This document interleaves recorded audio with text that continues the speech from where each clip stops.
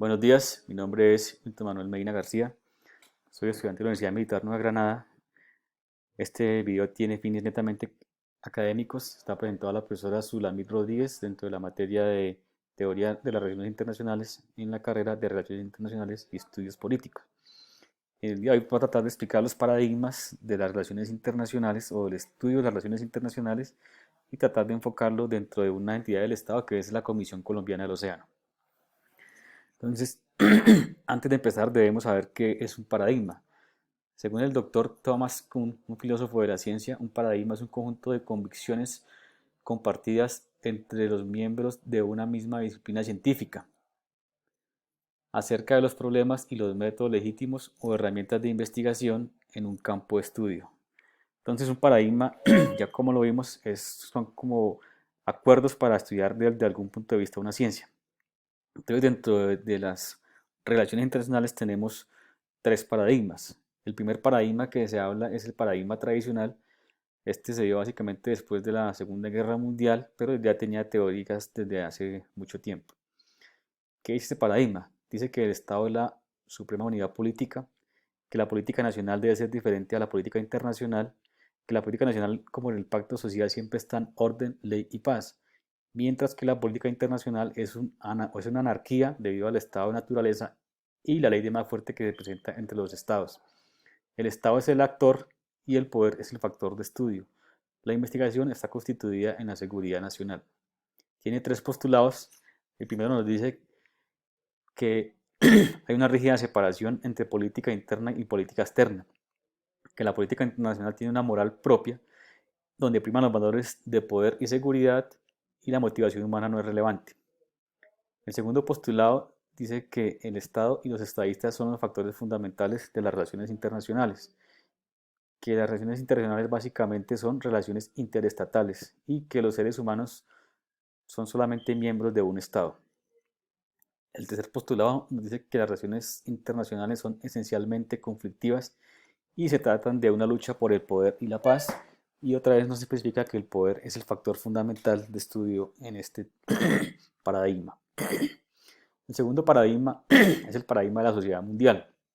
Este tomó fuerza después de los años 70, de acuerdo a esa realidad internacional de la época donde había una distinción entre los países y por eso la seguridad ya no era una prioridad. También nos dice que ya en esa época hay unos actores que no son estatales, que hay actores supranacionales, transnacionales y subnacionales, como también que hay unos procesos transnacionales. Dice que las relaciones internacionales son más cooperativas que conflictivas y hay una redefinición y ampliación del campo de estudio, ya que se incluyen muchas más cosas y hay más actores internacionales. Nos dice que hay un debilitamiento de las fronteras estatales y pasamos a la frontera global gracias a la interdependencia. Hay más problemáticas porque ya tiene más en cuenta lo que es el hombre, la economía y la parte social. Y hay un cambio de valores imperantes de pasar a valores individualistas y nacionales a hablar de problemas globales. Tiene tres postulados. El primer postulado nos dice que debido al desarrollo social, económico, científico-técnico y comunicacional se genera una interdependencia y una cooperación entre los estados. Dice que las relaciones internacionales se basan en factores culturales, tecnológicos y económicos, más no en los factores políticos. El segundo postulado dice que hay un debilitamiento en el papel significativo del Estado, ya que no es capaz de garantizar por sí solo el bienestar y la seguridad de las personas. Hay nuevos actores intergubernamentales y no gubernamentales. Entonces dice que la acción transnacional limita al Estado y pierde su sentido estratocéntrico.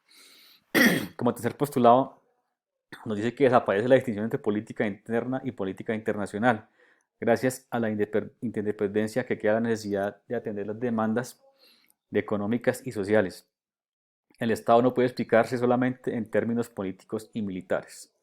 El tercer paradigma que tenemos, que también se dio después de este, ya dice que no hay una interdependencia, sino lo que hay es una dependencia, que el sistema internacional es desequilibrado e injusto, y nos dice que hay una visión asimétrica y negativa de la interdependencia.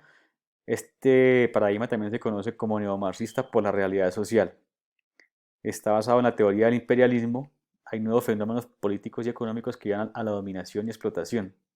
Hay tensiones este-oeste, como también hay tensiones norte-sur y el dominio total del capitalismo. Los postulados que tiene dice que el mundo es un único sistema económico dominado por el capitalismo tradicional, que las relaciones internacionales son conflictivas gracias a la desigualdad económica, también por el interés y naturaleza capitalista. El intercambio es desigual entre centro y periferia. Y la idea es estudiar unos mecanismos para superar estos problemas que tiene el mundo global. Tiene una visión pesimista del mundo. El segundo postulado que tiene es una unidad de análisis del sistema capitalista. No es posible, o su unidad de análisis, perdón, es el sistema capitalista, es lo que se dedica básicamente a estudiar. No es posible hacer un cambio entre un Estado o un cambio radical sin afectar al resto del mundo. O sea que sigue existiendo la globalización y todo lo que pasa en algún lado nos afecta a todos. También dice que no hay diferencias, igual que la anterior, entre la política interna y la política internacional.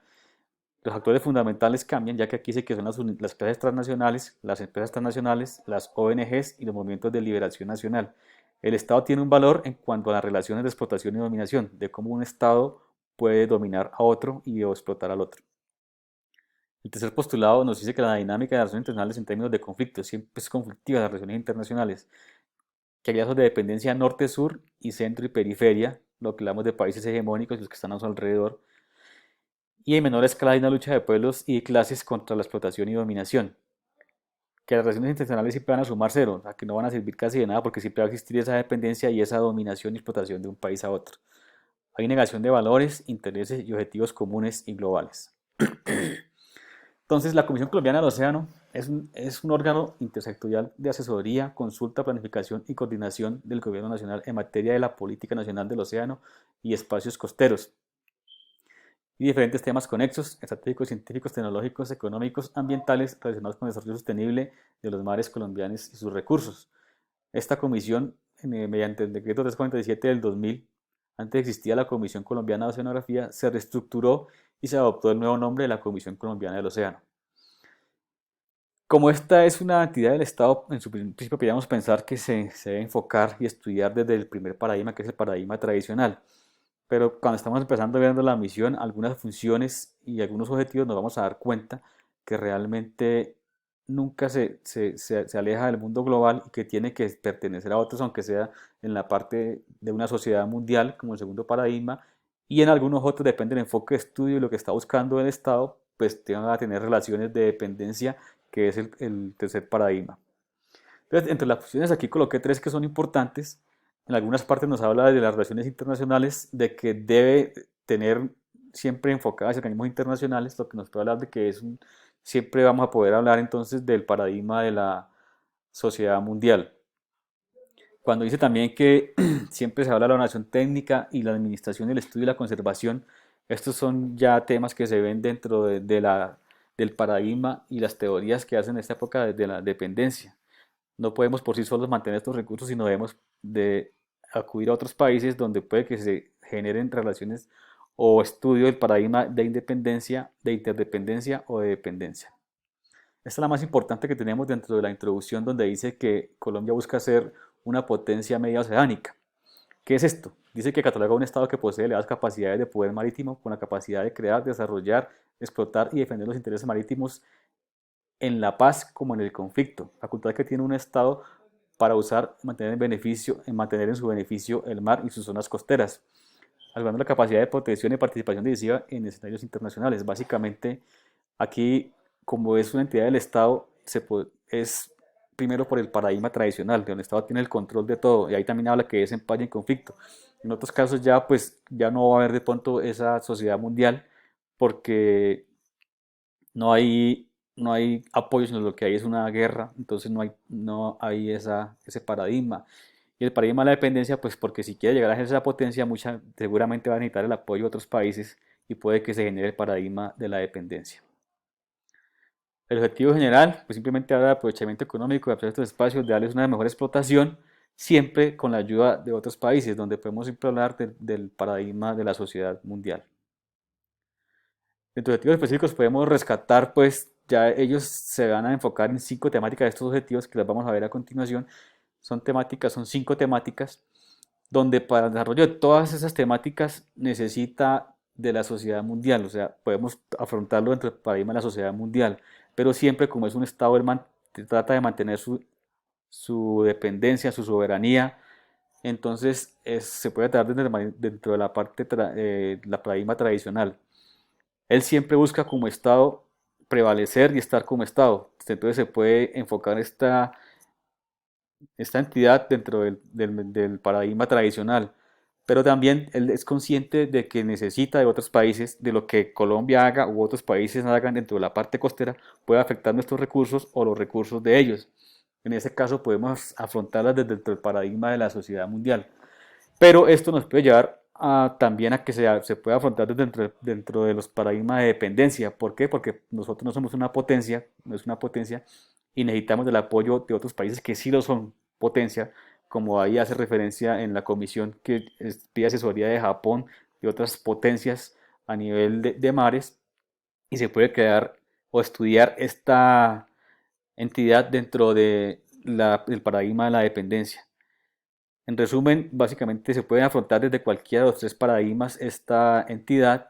Ya depende qué estemos buscando dentro de, si estamos buscando cómo Colombia puede ser un estado potencia, cómo Colombia influye dentro de la preservación de las zonas costeras, o cómo para ser potencia necesitamos y siempre vamos a depender de las relaciones norte-sur, centro-periferia. Pues ese es el resumen, profesora. Muchas gracias.